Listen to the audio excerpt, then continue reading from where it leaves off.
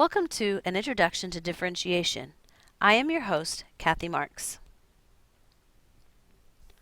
Does this sound like your class? Lots of different needs, lots of little people.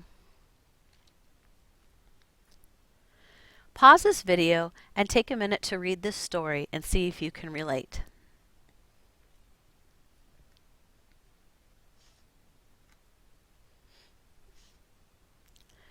What is differentiation? Differentiation allows students to access the same curriculum by providing entry points, learning tasks, and outcomes that are tailored to each student's needs.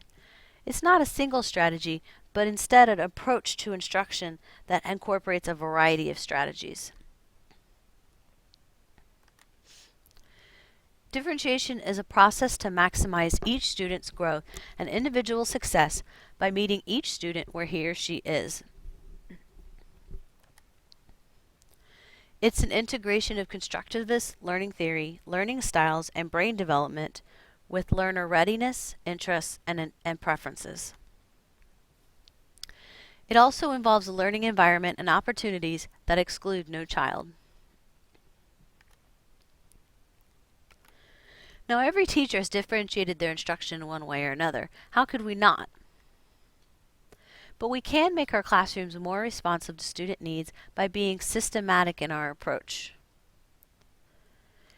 Differentiated instruction is a set of strategies that help us meet each child where they are when they get to us and move forward as they spend time with us.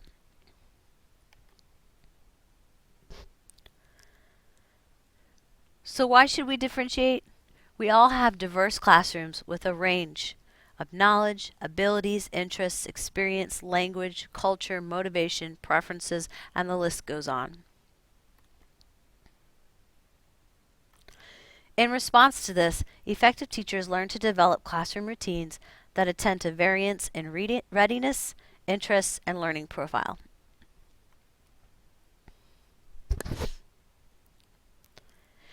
But is differentiation fair? Think of teachers as doctors. 3 children come to you. One has a bruise, one has a broken leg, and one has a cut. Should they all receive equal treatment, or should they be treated equitably based on their needs? Pause this video and jot down how this connects to the classroom.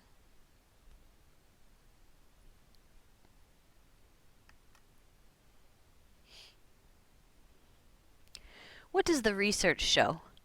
Well, differentiating for student readiness can be seen in Vygotsky's scaffolding and support, where new learning takes place. He called it the zone of proximal development. Current brain research says students should work at moderate challenge for learning to appear. It can't be too easy, but it can't be too hard for frustration. It needs to be right there when they're ready to move on for the challenge. And research on multi-age classes show that achievement test results favor multi-age classrooms versus single grade on 75% of the measures used. Differentiating for student interest links students to motivation and appears to have positive impacts on learning in the short and long term. Differentiation enhances motivation, productivity, achievement, and creativity. Differentiating by interest contributes to a sense of competence and self-determination and positive learning behaviors.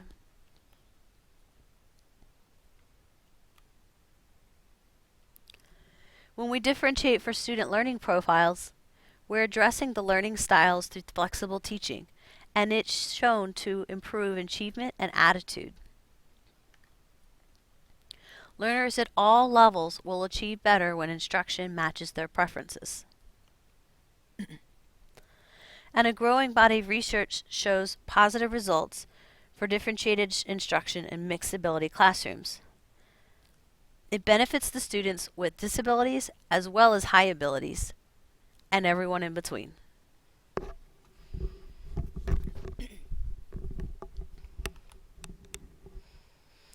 So what are the components of differentiation? That would be ongoing assessment, choice, flexibility, and creativity. These help us differentiate the content, how we process the information, and the products that we use to share our learning. Differentiation of content, process, and product should be guided by readiness, interest, and learning styles of the students. What do you already do with these components?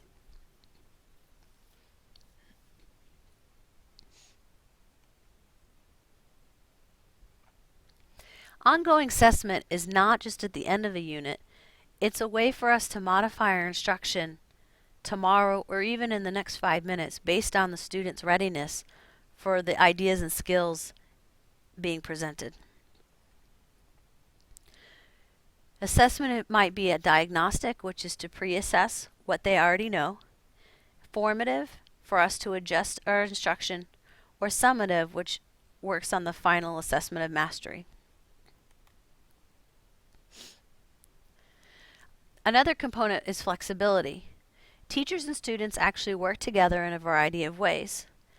What kind of materials are being used and how you're going to use them. The pacing of the instruction. Grouping of students, which can be based on readiness, interests, and learning profiles. Instructional strategies that are being used. Choice and creativity are also components of a differentiation. Teachers can provide students choices in their content that they teach, the process of the students of learning, and the products to shared learning. And these can be based on readiness, interests, and learning profiles. Do you see a pattern? Pause this video and think about what you have done in the past few weeks to provide choice. And know that this will require teacher creativity to design instruction and student creativity in completing the work.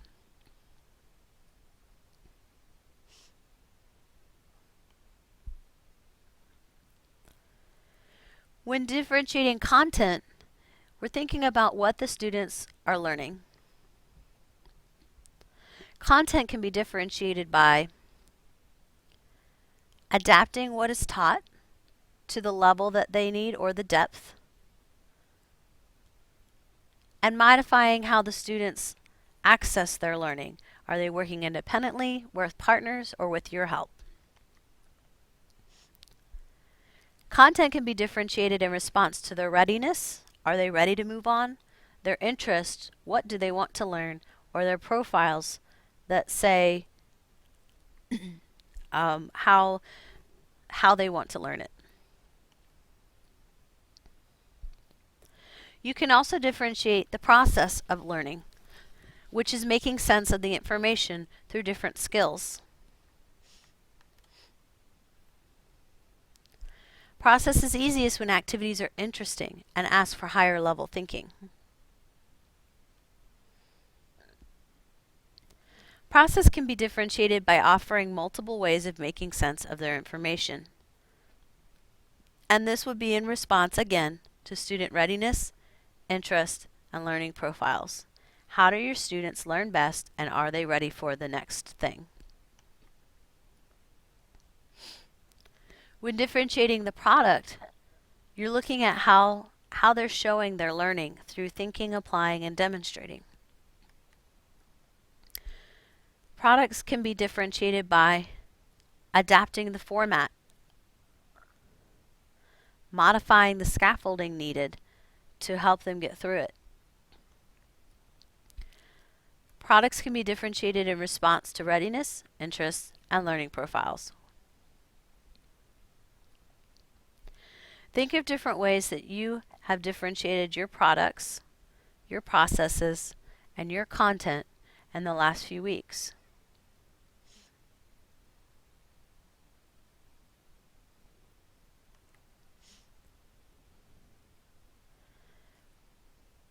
In a nice little chart overall showing differentiation by Carolyn Caroline Tomlinson.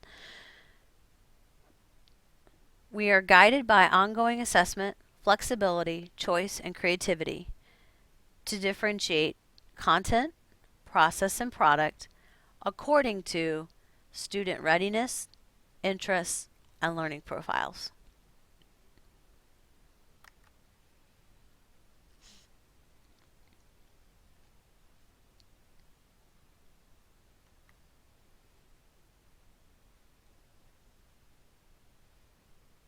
Thank you very much and have a great day.